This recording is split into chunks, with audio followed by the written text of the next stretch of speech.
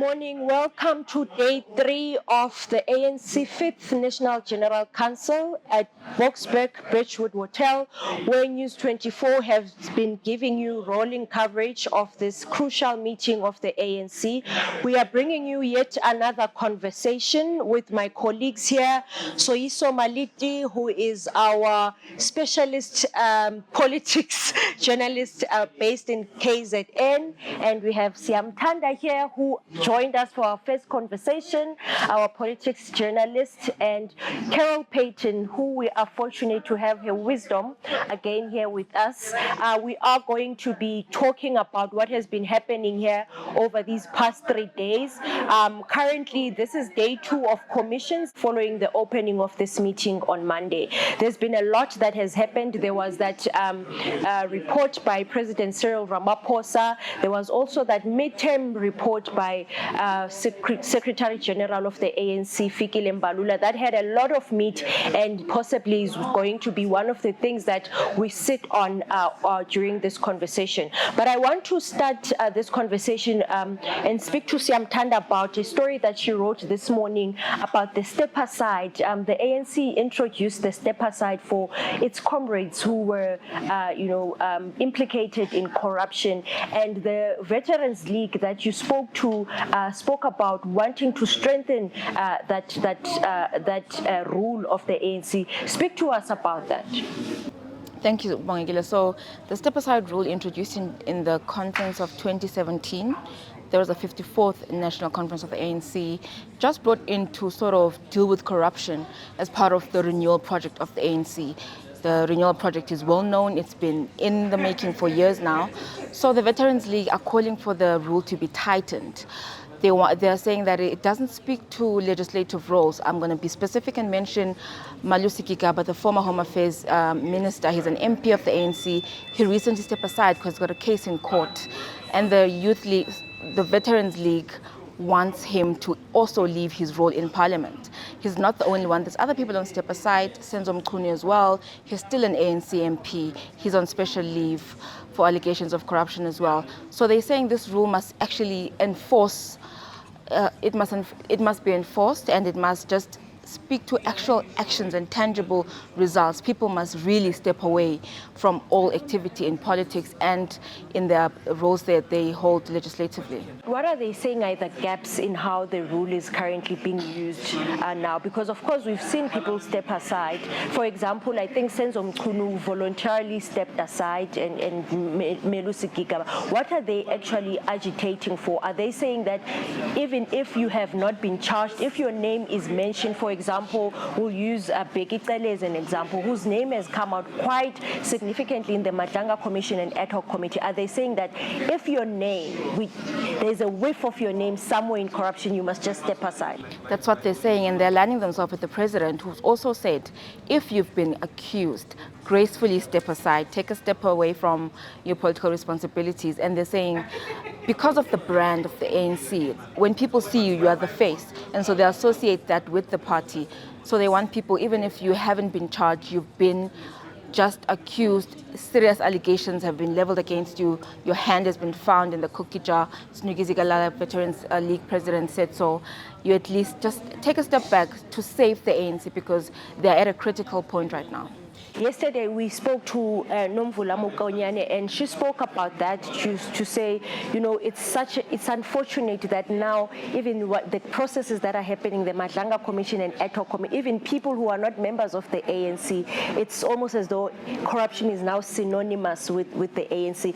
But Carol, I want to bring you in. One of the things that has come out strongly, especially in that first day, not only from the president but also from Fikile Mbalula's report was, let's stop flaunting our wealth, and also Fikile Mbalula speaking also a lot about how money politics in the party is becoming a cancer.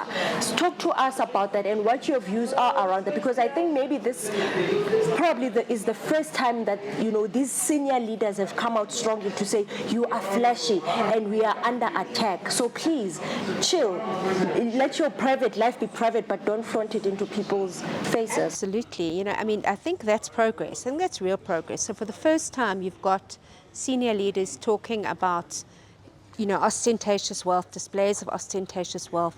Don't flaunt it. We know, I mean, these cabinet ministers, for instance, have a standard of living which is just so much higher than the average person can ever dream of.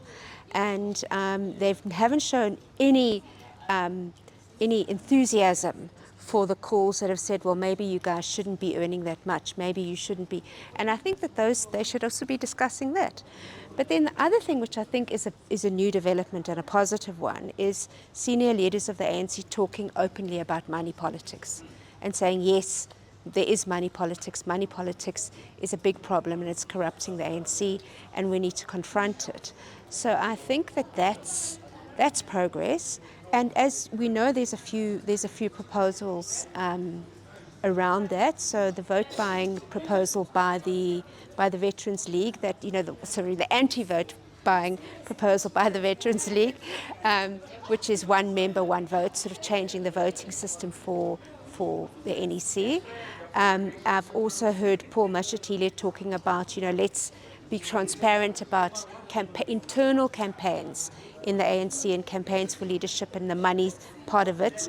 And they really do have to solve this problem because we know it's rife. I mean, this last weekend at the Joburg ANC regional conference, there's been talk of vote buying. So yeah, it is something that really needs to be addressed. This thing about vote buying in the ANC has sort of been like an open secret. I remember attending the court case of Matabile Dlamini when she was charged for that SASA thing. And I remember one ANC leader speaking who was there to support her, saying, I can't remember what conference was coming, but saying that comrades take their money but go and vote whoever you want to. So it's always been an open secret. And I wonder how easy is it going to be to pluck that cancer out of the party? Yes, the senior leaders might openly speak about it, but how easy, because it is now so ingrained. You have branch leaders, branch members who come to conferences knowing that they are going to receive envelopes. They're not going to attend commissions. It's almost as though it's a career for them. How easy is it going to be? Not easy at all. Perhaps impossible.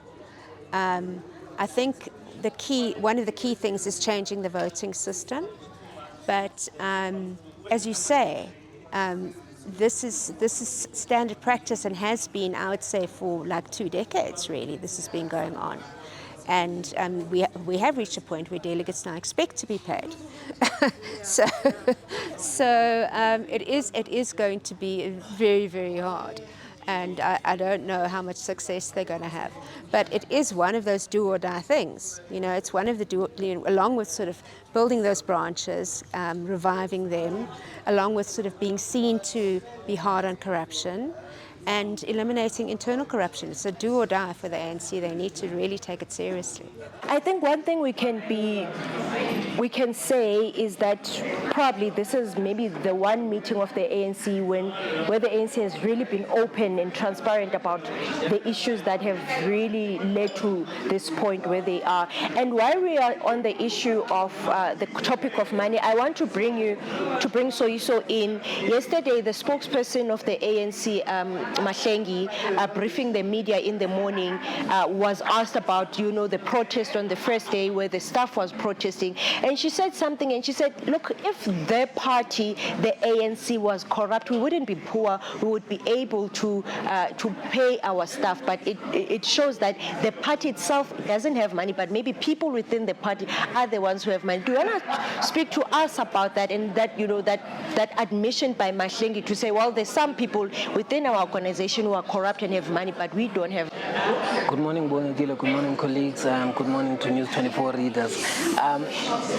The spokesperson's admission was rather telling in that how do you separate the party from its political leaders? It's an acknowledgement that there are corrupt party leaders, that they've not been rooting out, not using mechanisms that currently exist, such as the Integrity Commission.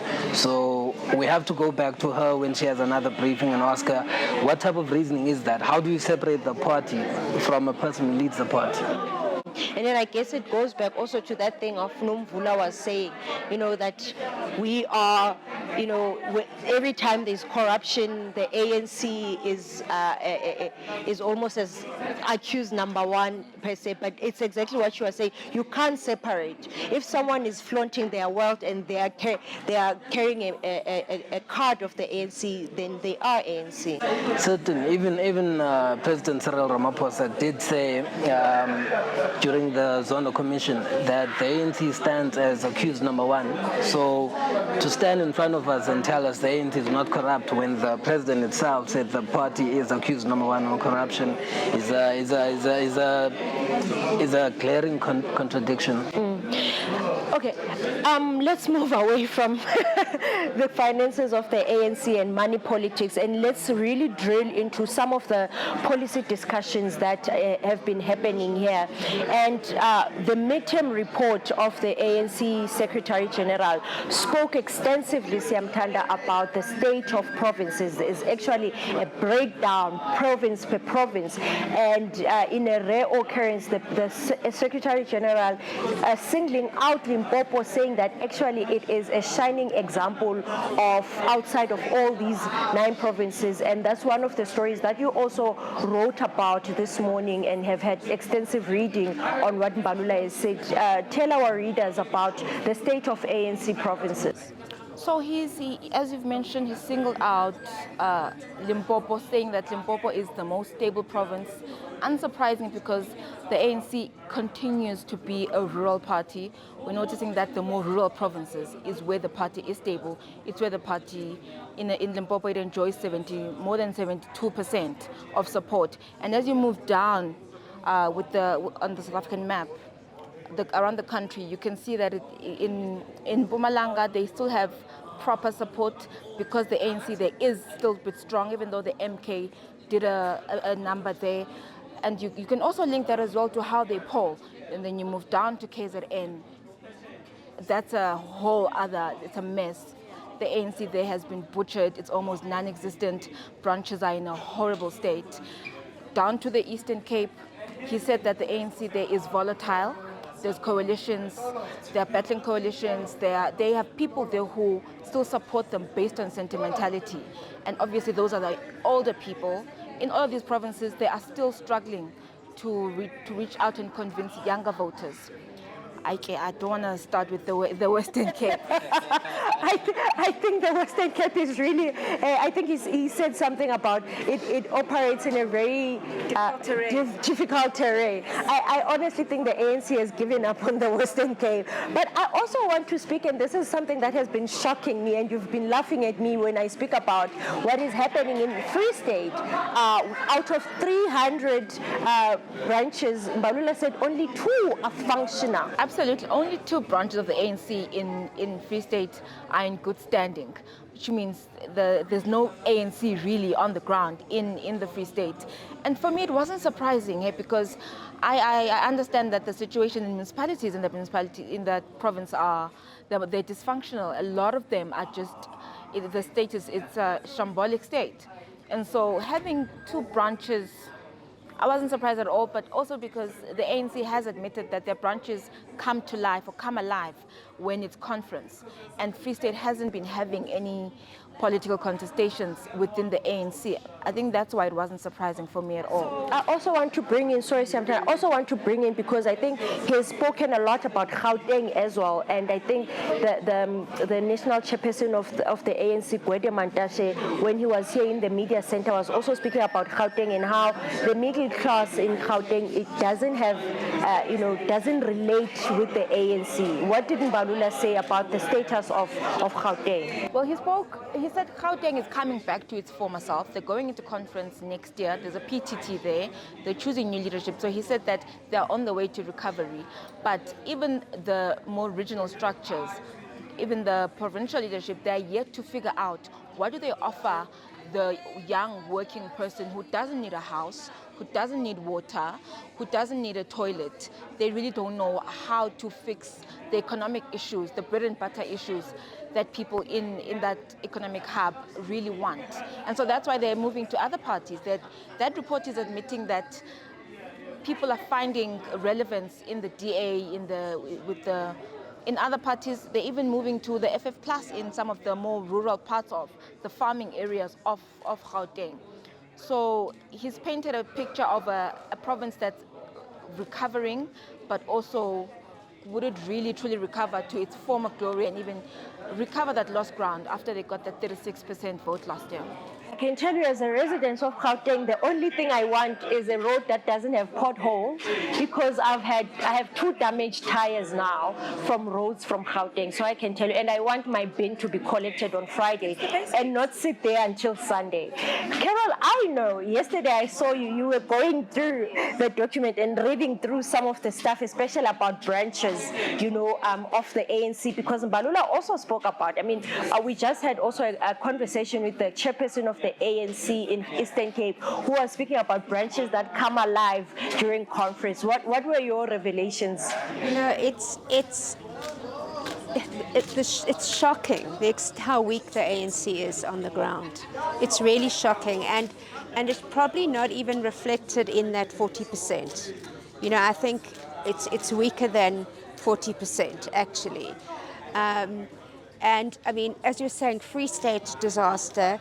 And I mean, unless the ANC can get back Gauteng and they can rescue themselves in KZN, if they can't get those 2 provinces back, they cannot get over 50. That's just not possible. And the branches, I mean, the branches in KZN are still in state of confusion.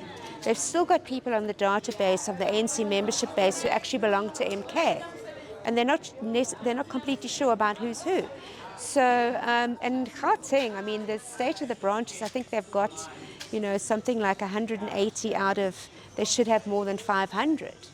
So it's really, really weak, and a membership of like 40,000 in Gauteng. So it's shockingly weak, and they're not going to meet their ambition of getting over 50 once again, unless they fix those branches. And it would be interesting to hear from Soyiso on KZN specifically. I want to bring Soyiso, and I want us to sit a bit on KZN, because you are not covering KZN because of the NGC. You've been following KZN even before the emergence of MK. Tell us what is really happening in the branches of the ANC or to the ANC in KZN, that it finds itself here, maybe possibly being like Cape Town, like Carol is saying, I mean, the Western Cape, that the ANC might even never recover ground there. So if you want to really have a look at the problem, where it started, you really have to harken back to when, just ahead of the 2022 Provincial Conference, I remember a time there being branches that went to protest in front of the offices because they had several disputes. So between 2022 and the 2024 general election, there was that inactivity in the branches, and Zuma just found this gaping market within the ANC, which is, as Carol says, open possibilities for some leaders to have co-memberships both in the MK party and in the ANC. So I don't know I'm not sure if the ANC picked up on that, or they just let it, they put it on the wayside until the elections or when Zuma formed the MK party. But if they're looking at the branch issues from the election time, they've missed the point of the whole thing. Their crisis started way before Peggy Mtolo and Siboniso Duma were elected to Provincial Secretary and Chairperson. You spoke to the Deputy Secretary of the ANC, Nomvula Mokonyane, yesterday, and she spoke, I think she's the deployee of the NEC deployee of the KZN, if I'm not mistaken. And you spoke about the status of KZN, and one of the things that she admitted was that when they put the measures after the elections, they didn't quite understand what was happening. Talk to us about your story this morning, and further what you spoke about with Mokonyane around KZN. So before we spoke to Mokonyane, ANC spokesperson Mahlengi Bengu told us that the ANC is open to idea of sending reinforcements to KZN. but any other person would ask, how many reinforcements can we send? Because even Balula rejigged the team that is responsible, the NEC team that's responsible for KZN. He removed the likes of Zizi Kodwa and replaced them with NEC member Masamola and others. And Mokonyane asks a logical question when she asks, you're sending more people to do what? And that she also says that there are social and unique problems between KZN and Gauteng, and that you can't use a one-size-fits-all approach. And if the ANC really wants to send more reinforcements again, they're basically implementing the same structure that the same plan that they applied, sending in the PTT, which failed its mandate because it's November now and branches are not in good standing. They've been given an extra mandate to reinvigorate the branches up until February. So only time will tell, because there's the January 8th statement next month. They have 1 month basically to bring the branches back to life. And as someone who's obviously covers KwaZulu-Natal quite closely, what are the chances? Because the unique position of the ANC in KwaZulu-Natal, unlike Western Cape, where in the Western Cape their only opponent has been the DA, there it's the IFP and now the MKP. How likely do you see the ANC regaining power in KZN, if at all? I always tell my colleagues that the ANC's chances dim every day. They dim because the IFP has a cocktail MEC in KZN, and it's just one of those things that Mokonyane was highlighting, that KZN is different to others. We know MK Party is very big on traditionalists. The IFP is big on traditionalists. The councils in KZN have traditional leaders, and the ANC has no footprint there. So I really don't know how they're gonna win KZN without really penetrating the traditional leaders. And we've also seen with by-elections, the MKP continuously, taking wards from the ANC. Rural wards at that, and that's where the traditional leaders are. Also, very interesting for the IFP is that even the COGTA minister is from the IFP. I want us to wrap our conversation, but maybe lastly, one of the tensions that has been here, and we also wrote about it this morning, is the SACP, and we've already heard, from some people that one of the big discussions is whether must the ANC and SACP cut the Anglican code. And in the story that we wrote this morning, we said actually very glaringly the GS of the SACP is not here. Solima Paila is somewhere in the Northern Cape. And Carol, obviously the alliance relationship is very important, has been very historical for the ANC. Mbalula saying that as well, but saying that, these tensions have really, they don't know what more they can do, that they are even now looking at reassessing the dual membership of the SACP. What could be the implications of that if the SACP is no longer part of this alliance? Does it mean anything for the ANC? Would it pose any risk further for the ANC? I think the risk that it poses is that it splits the vote in some places. And I don't think that it's a very widespread thing. And it will depend a lot, on who stands for elections. So in these local government elections, if there's a person who is an SACP person who is a well-known community activist and popular, that person will stand a good chance. So it splits the vote to some extent, and I think that's their big fear, because the ANC vote is fragmented significantly, and this is just more fragmentation. I think, and look, the reality is the ANC has ignored the SACP for the last 30 years. The SACP keeps asking them for alliance summits, asking them for a joint program of action, and the reconfiguration, and the ANC just says, yeah, sure, and carries on, And I think that, you know, so that feeling in the SACP is correct in the sense of like, well, we've just been ignored and our program is being completely sidelined. But the issue is, I think the party that will suffer more will be the SACP, because I think they're going to get even smaller than they really already are. So I don't know. Well, we also saw, you know, the launch of the Socialist Workers' Party. I think which election was that? That was in, yeah, and that was a non-starter. You know, that didn't happen. That didn't, you know, no one got, practically nobody got elected. So I think that's the danger that the SACP faces. Colleagues, thank you so much for your insight. Again, it was a wonderful conversation. I hope that our readers now have a better sense of what has been happening here over these past 3 days. Stay on all News 24 platforms as we give you the rolling coverage for the ANC NGC sitting here in the Ekurhuleni Boksburg.